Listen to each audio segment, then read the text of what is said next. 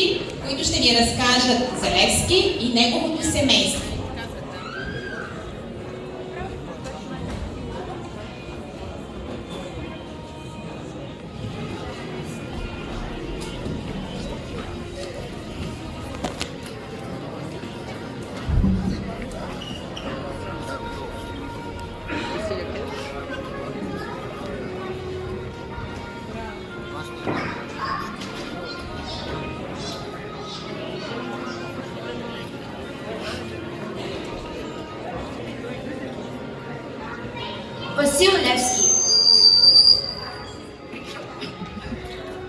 Васил Левски. Васил Иванов Кунчев е роден на 18 юли 1837 година в град Карлово, в будно и семейство от средна класа.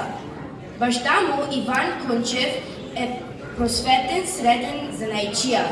Той умира, когато Васил Левски е на 14 години. Майка му, Гина Кунчева, е от стар карловски род.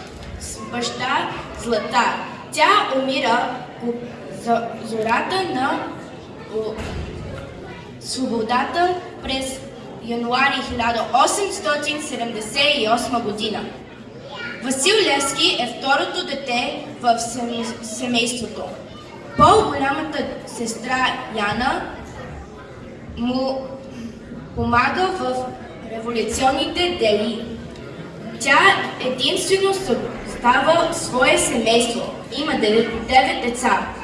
Марийка, най-малката сестра на Левски, заболява още като дете от едра шарка и умира през 1851 година.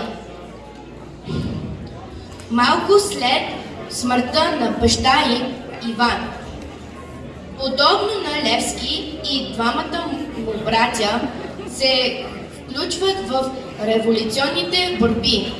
Христо участва в Втората българска легия в Белград, а Петър е сред черниците на Христо Ботев, който участва който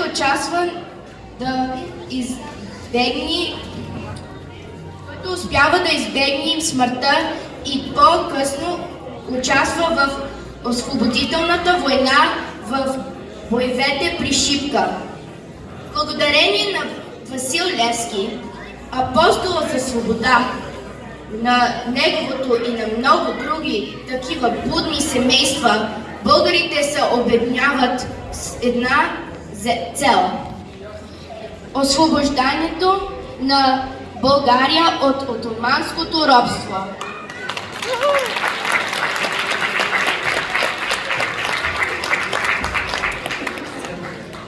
Благодаря ви.